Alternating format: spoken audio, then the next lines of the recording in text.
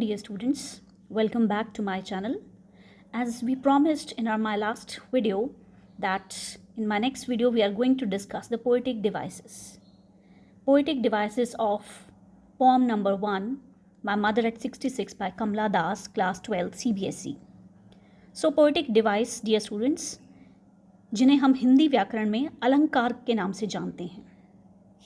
तो poetic devices जो इस पोइट्री में आए हैं, I am talking about only the major poetic devices hair.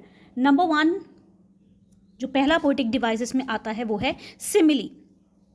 Simile जिसका हिंदी इक्विवेलेंट होता है उपमा अलंकार. उपमा अर्थात दो चीज़ों की तुलना करना.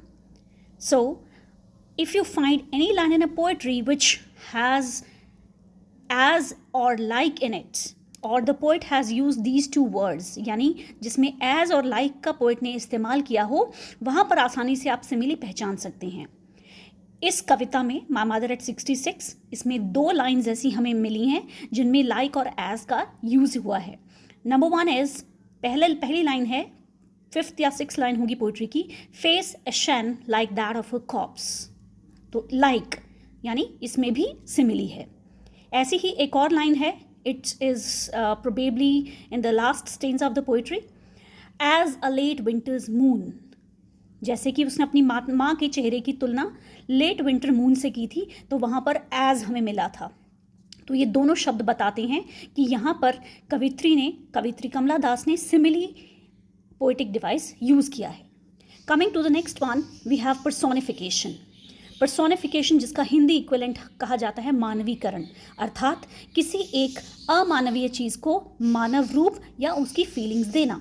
तो ऐसी ही एक लाइन हमें मिली है इसमें कमला दास की पोइट्री में, trees sprinting the Mary children spilling. अगर आप ध्यान से पोइट्री देखेंगे तो उसमें नीचे से तीसरी या चौथी लाइन में ये वर्ड्स अपीयर हुए हैं, ट्रीज स्प्रिंटिंग.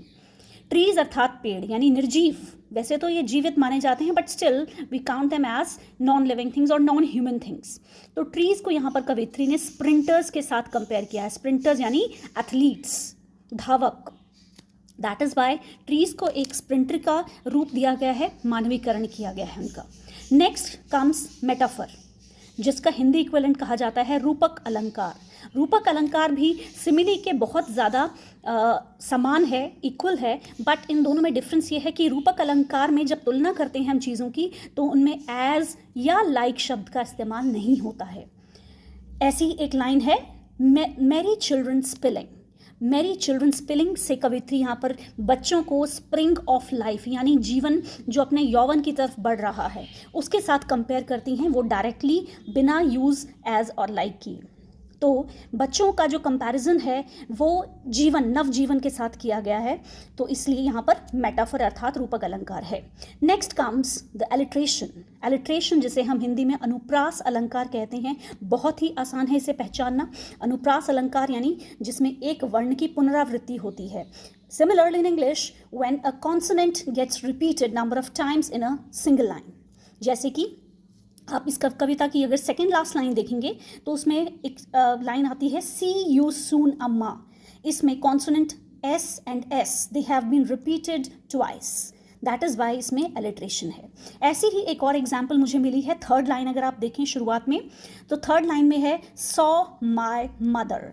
तो इसमें एम एंड एम दो बार अपीयर हो रहे हैं एक ही लाइन में. That is why it has alliteration. Next comes the assonance. Assonance जिसे हम हिंदी में स्वरावृत्ति कहा जाता है. स्वरावृत्ति मतलब वॉवल साउंड्स का बार बार आना. वॉवल यानी आई, ए, ई, आई, ओ, यू, राइट. तो स्वरावृत्ति की लाइन है, सेकेंड लाइन इस पोइट्री की.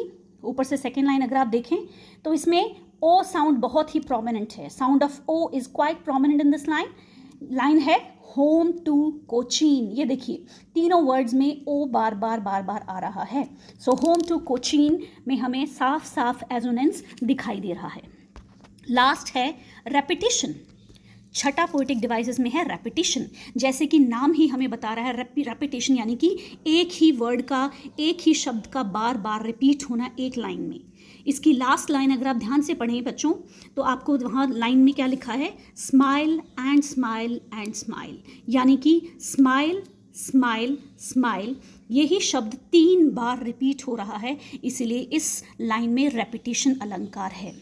सो डियर स्टूडेंट्स, मेरा इस वीडियो को बनाने का पर्पज़ यही है कि बहुत बार CBSE में क्वेश्चंस पूछे जाते हैं. They will give you one stanza और a few lines and they may ask you to find out the poetic devices which have been appeared in that particular stanza, right? तो उसमें आपको कोई problem ना आए, आप आराम से उस पोएटिक डिवाइस को पहचान सकें. That is Y I made this video only for you people.